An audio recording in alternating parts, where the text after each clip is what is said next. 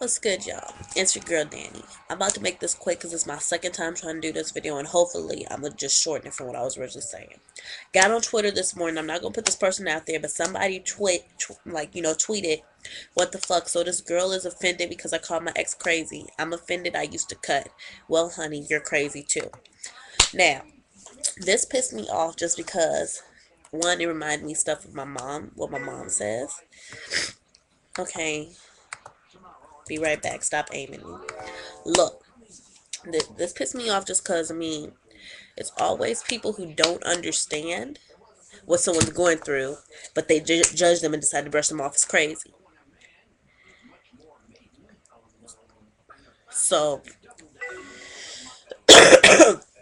so that just like really upset me because I'm like, until you know the pain or the hurt that this person is going through, you can't judge them. You don't know their situation. You can't judge them, especially if you're not going to try to help them. Flat out, it's like, it's like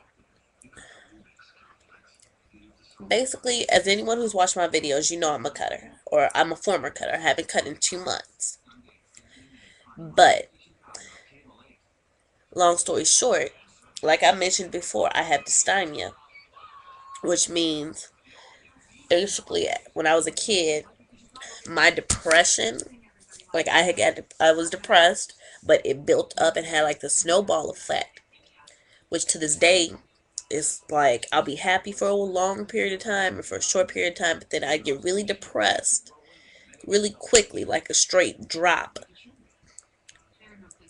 And if I don't, it's like I can control that almost just because, like, some people use controller medicines and stuff, but I refuse to use any antidepressants or anything because if you watch the shows, like the commercials, the antidepressants are more likely to kill you because they give you they amp up your energy, and if you're full of energy and you want to kill yourself, you'll do it. So you're more likely to commit suicide on antidepressants than you are just normally. So the thing I do is I do other activities, things that keep my energy high and things keep me positive, so I don't result to wanting to kill myself or result into cutting again. But the thing that people don't want to understand is cutting is like any other addiction. You're it's about if you're feeling a whole lot of pain coming from every different direction, you need something you can control. You need a pain you can control, and that's what cutting is. Whether you're drinking your problems away, or you fucking your problems away, or you using drugs to get rid of your problems, cutting is the same thing. It's about hurting yourself because that's the only thing to control. It's about getting your mind off of it, off the pain. It's about focusing on something else so that you don't have to. You need something to control. That's how my bulimia started. I was feeling pain from every which direction. I was going through hella stuff that don't. I said it. I was molested at a young age. I was being mentally, physically, and emotionally abused, and I dealt with this at a young age by my damn self. When to this day, I still need to help for being molested because I never had any help for it. I just dealt with it by myself, and to this day, I can't sit by certain people on the bus without getting freaked out. I can't have. I have nightmares about it. People can't touch me below my legs without me freaking out because I flash back. So, and so when I was young, I dealt with it by cutting. That was my way because if you're feeling pain from if you feel like you're in a box filled with just pain coming at you from every different direction, you need something to control. And cutting was the pain that I could control. This is my story. Now, it doesn't matter if, like I said, when you drink, if you have if my friend, whenever she's feeling pain, she drinks so she doesn't feel that pain anymore.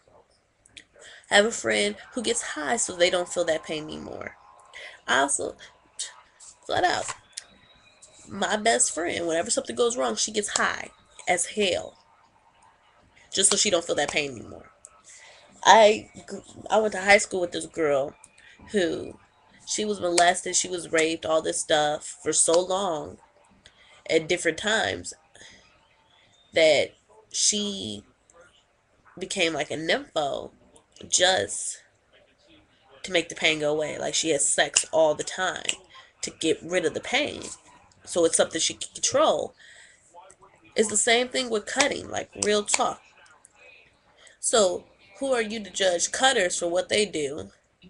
And for all we know, you could be one of the people drinking your pain away or getting high to get rid of your pain. And this could be something you're doing, and we could say you're crazy for that.